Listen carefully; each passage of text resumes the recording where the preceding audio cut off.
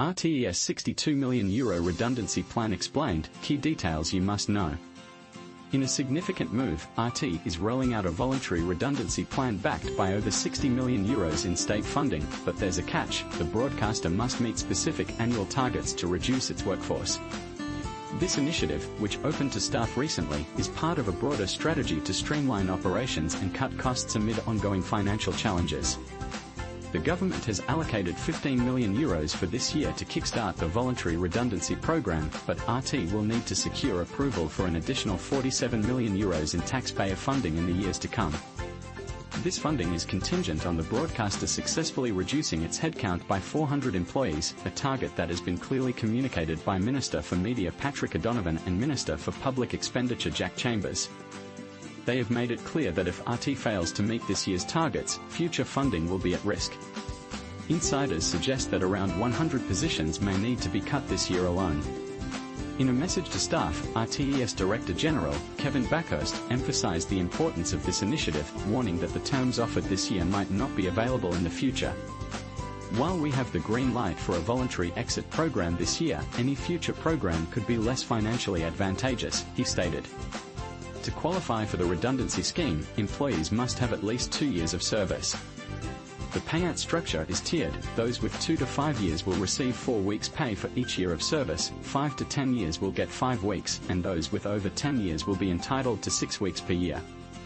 However, there's a cap of €300,000 on total payouts, and senior management will not be eligible to participate. The application window for this scheme is open for 4 weeks, closing on May 23rd.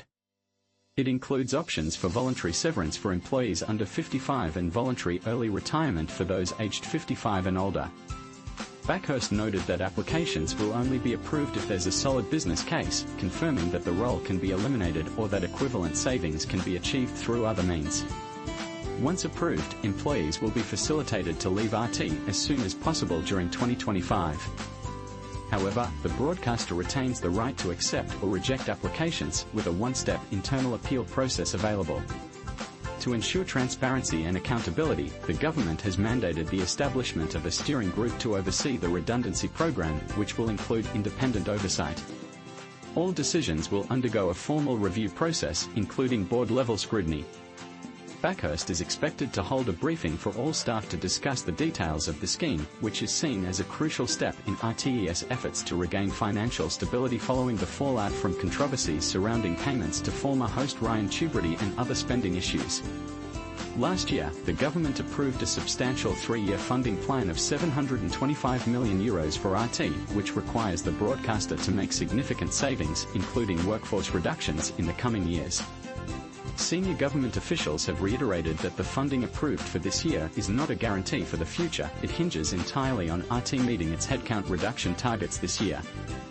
RT has been eagerly awaiting the government's approval to move forward with this scheme, a delay that Backhurst previously described as incredibly frustrating and which has reportedly added millions to the broadcaster's costs.